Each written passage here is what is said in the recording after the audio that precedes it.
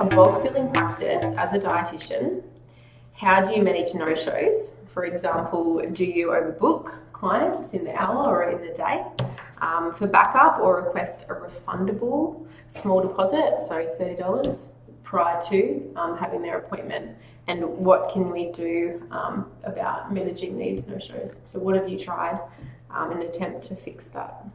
So is this likely from someone who has a private practice that bulk bills? Yeah, so this is from a dietitian who works in private practice, who works in mixed clinics, including bulk billing, and the no-show rates are obviously high. The no-show rates are high. As in some private practice. So the question is, do you have a cancellation fee policy? No, how do we manage no-shows? So basically cancellation fee policy. So that's the only way to do it. You don't manage no-shows.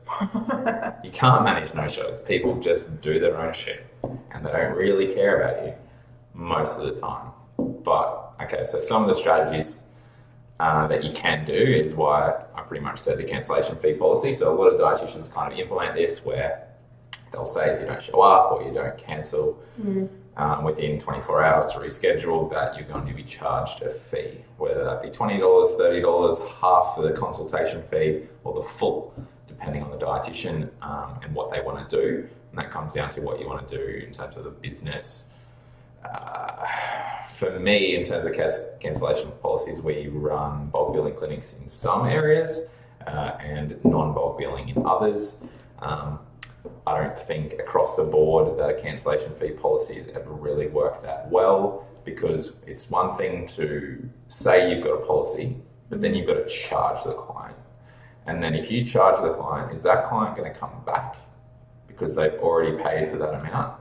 Or have you lost them forever? Yeah, so how would you go about charging? I mean, ultimately there's two ways. You can either send them a bill, or when they ring up, you can take their details down to try and charge them in some way, shape or form. Like, how do you actually go about doing that? Like you said, but let me get to my point before you butt in. So I'm giving them strategies. Yeah. So there's cancellation fee policy. The problem with the cancellation fee policy, you have to actually implement it. Not always, but you have to implement it. And if you do that, then some people will not pay. You'll have to chase them for that. And if they do pay, like I was just saying, will they come back, or will they just be pissed off that they had to pay you money because they cancelled? They don't really care if you had a cancellation fee policy, or they signed a dotted line on it, or they let you know an hour before, or they didn't let you know. They don't care. You're going to have to chase that person for that amount. So what is that actually worth to you? Is something extenuating circumstances, I don't pay my cash. You keep just butting in. Jesus. Yes.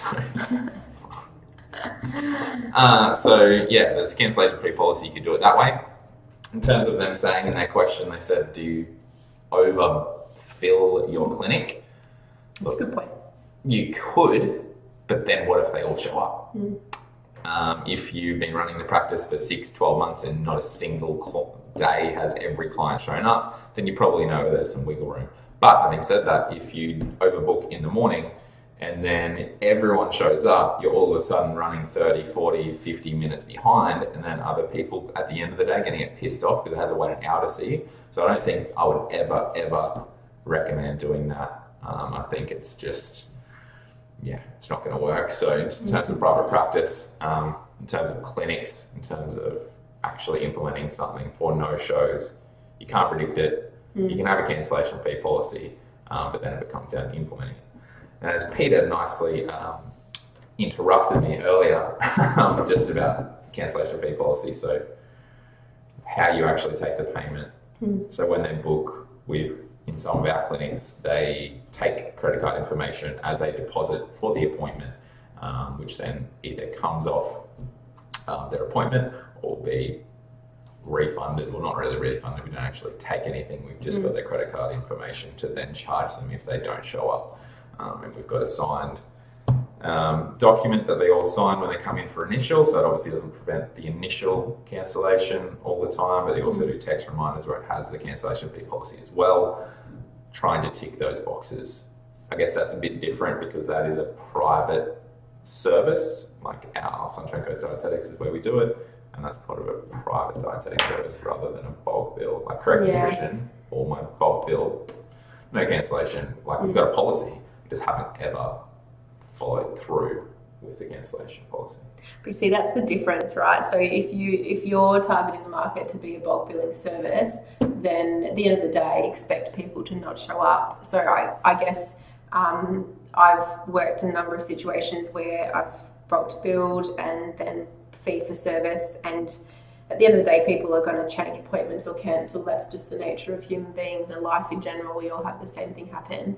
But the whole no-show, it's either you didn't get in contact with them, they didn't receive your text message, etc., which can happen as well. But for people not to show up, rarely do I have a clinic where I have people that just don't turn up to the appointment. Yeah, for sure they cancel, but at least we've been given notice and then we've got the opportunity to then fill that. These days, rarely do I have anyone not showing up, and again, that's value for service as well. Where you're talking in Sunshine Coast. These days, rarely. But I guess, that's when it comes to a private service where people people talk about the value of dietetics, and that if you bulk bill, you're undervaluing it. But the sad fact is that there's going to be bulk billing dietitians forever, and we're competing with them here. But yeah, it's about what you offer. But I guess in the bulk billing services, there is going to be people that don't value it, so they don't show up. But there's not a lot you can really do about it, which leads me back to what I initially said. You can't really manage it. You can try, but it'll never be foolproof and it'll never 100% work. It just depends on what you, in terms of your business and what you feel your value is, what you want to actually implement. And then with that, obviously, if it is a bulk billing clinic, then they need to expect that it needs to be shorter time frame. And so the thing with being in a bulk billing clinic, if you offer a shorter time frame for your consults, you're seeing more volume. So therefore, you've got the capacity to be able to lose half an hour here and there, potentially. If that's how long you're seeing your clients for, you should be, at least. 20 minutes. Wow. On the books. 20 minutes is the minimum. 20 minutes, you said hello, goodbye, pretty much in my eyes, but that's the nature of it. She's a talker. I'm a doer. Get in to get the job done. But look, at the end of the day, that's ways in which you can manage that by having more people into your day. Don't have a lunch break, blah, blah, blah, but don't overbook. That I think helps drastically. Yeah, and the lunch break is a good one because that's something that I kind of used to not care about if people just book through my lunch. Never. I was like, whatever, I don't need to pee. And really, like in the time that client walks out, you can quickly go run while you get the other person to just wait in your room, and you come back and you got a minute. So you sweat. Maybe have a quick, if you have water at the table, I never did. I don't know why. Just never been that dude, but... No, because then you got to go to the toilet. Well, true. And you're too busy thinking and nailing it to even worry. In 20 minutes. Yeah, and then you get past that part of hunger. Yeah. You're just like, I'm hungry. No, I'm not. 4 clients on. It's like, holy crap, it's 4 o'clock. Yeah. And that used to be my day when I was working in bulk billing clinics. There you go, back to back. So, pee, eat, what? No. Yeah. Yeah. I think it's a good one. This is the end.